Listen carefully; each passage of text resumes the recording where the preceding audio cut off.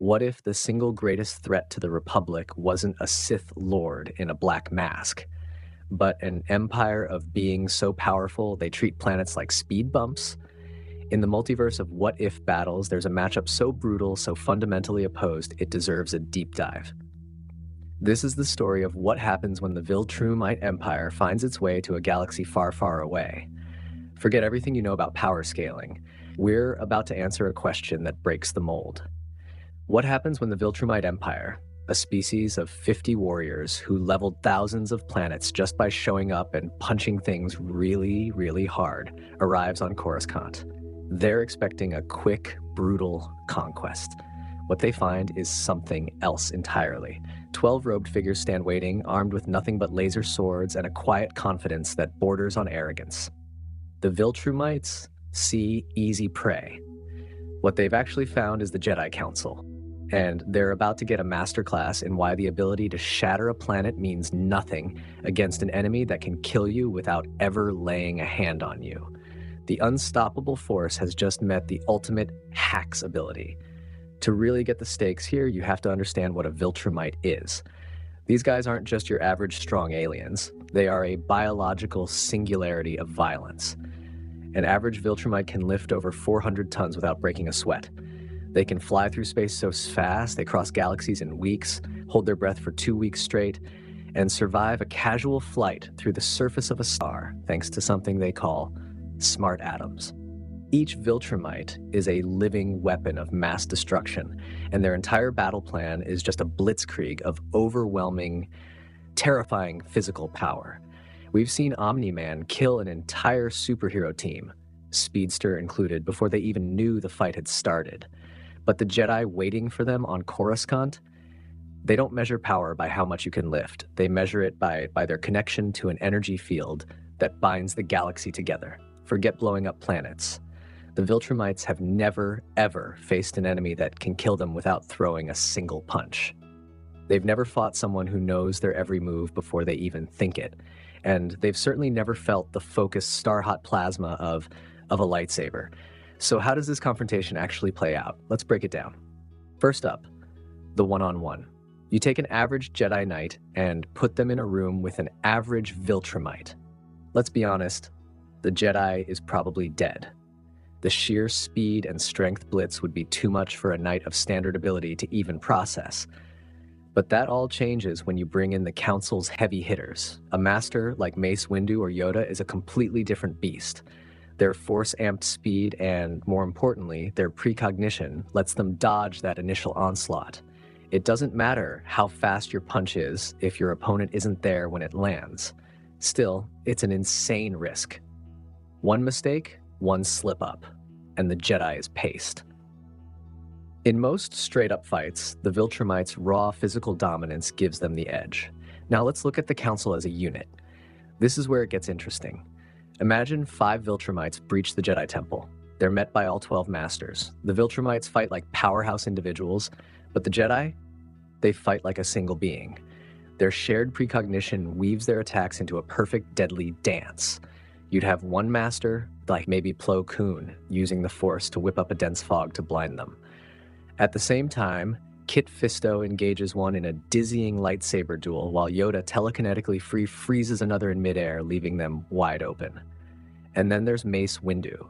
Using his bizarre Shatterpoint ability, he could literally perceive the weak point in a Viltrumite's body or even in their strategy, and direct the Council's attacks for a perfect kill. Against this kind of coordinated, hacks-based assault, the Viltrumite's individual strength starts to mean less and less. You can't blitz an enemy that knows where you're going to be. And for all their power, the Viltrumites aren't gods. Their smart atoms make them nearly invincible, but they have weaknesses. Specific high-frequency sounds can mess with their equilibrium and stop them from flying. More importantly, while they can survive the surface of a star, the sustained, focused energy of a stellar core can overwhelm them. This is a crucial detail. That vulnerability brings us to the lightsaber. It's not a club, it's a blade of pure plasma, and it's the perfect surgical tool to exploit their one major physical weakness. But what about the full-scale invasion? the 50 Viltrumites arrive. They can absolutely cause chaos on a galactic scale, shattering fleets and cracking planets. But the Jedi Council aren't just 12 monks in a tower. They are the generals of the Grand Army of the Republic. That means millions of clone troopers and thousands of warships. A single clone trooper is obviously no match, but a coordinated blast from a Venator-class Star Destroyer? That's a different story.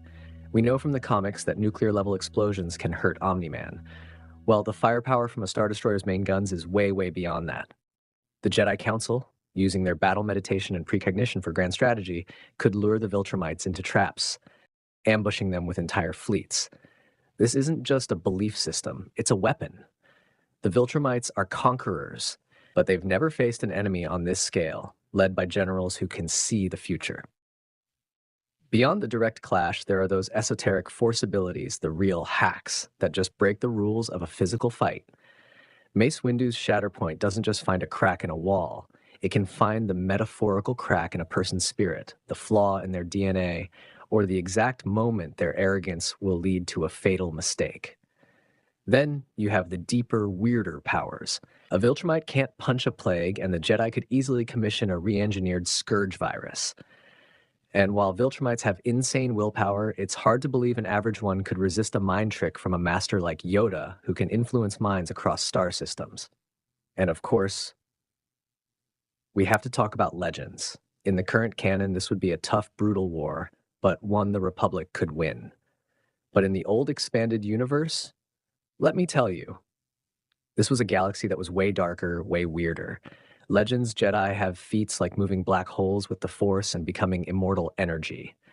Against the Legends-era Jedi, the Viltrumite invasion would be less of a war and more of a pest extermination.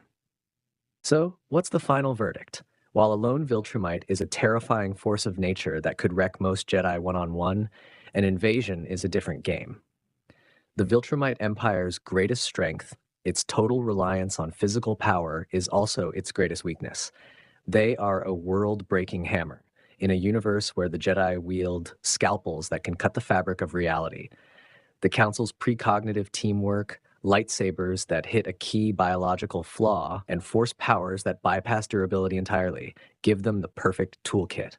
Backed by the industrial might of an entire galaxy, the Jedi Council wouldn't just stop the invasion. They would systematically dismantle it. In the end, the story of this conflict is a classic battle of brawn versus brains. The Viltrumite is the peak of physical evolution, a being who can conquer worlds with their fists. But a Jedi Master represents something more abstract, the idea that true power isn't about how hard you can hit, but about understanding the invisible forces that hold everything together. But what do you think? Could Grand Regent Thragg's willpower be enough to stare down Mace Windu? What other forgotten powers could the Jedi unleash to win this war? Let me know your theories in the comments below. And if you enjoyed this journey into a galactic showdown, be sure to like and subscribe for more.